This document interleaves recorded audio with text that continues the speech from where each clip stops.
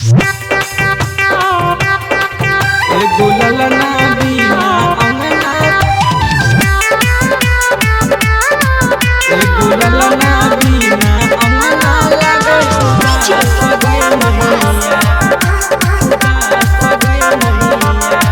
हे के तोहरा पद छै हमारा विश्वास के मैया, हे के तोहरा पद छै हमारा विश्वास के मैया।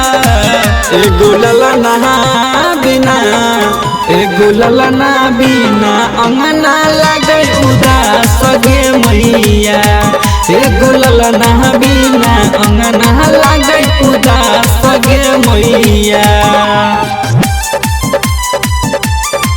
एगो ललना बिना अंगना लागे उदास गे मैया।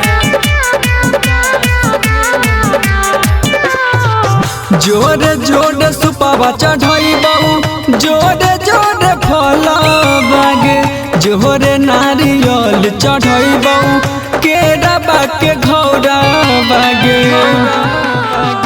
जोरे जोरे सुपावा चढ़ाइबऊ, जोरे जोरे फल बागे, जोरे नारियल चढ़ाइबऊ, केरा के घौरा बागे। हमर कहिया करबी पूरा आस गे मैया, हमर पूरा करबी कहिया आस गे मैया।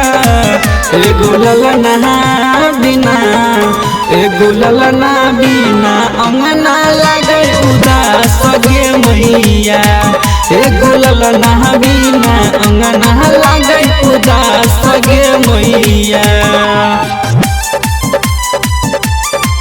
एगो ललना बिना अंगना लागे उदास गे मैया, उदास गे मैया। कहर बरत तोहर मैया आज बन गे, सबसे महान छठी छठ पावन गे। कहर बरत तोहर मैया आज बन गे, सबसे महान छठ पावन गे। राइटर डी कुमार कहो कैलाश गे मैया, नंदन भरत दिलकश कहो कैलाश गे मैया।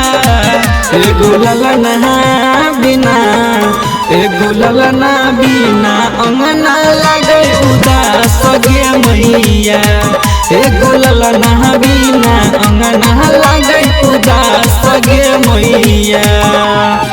Presented by Sweetie Recording Studio, Madhepur।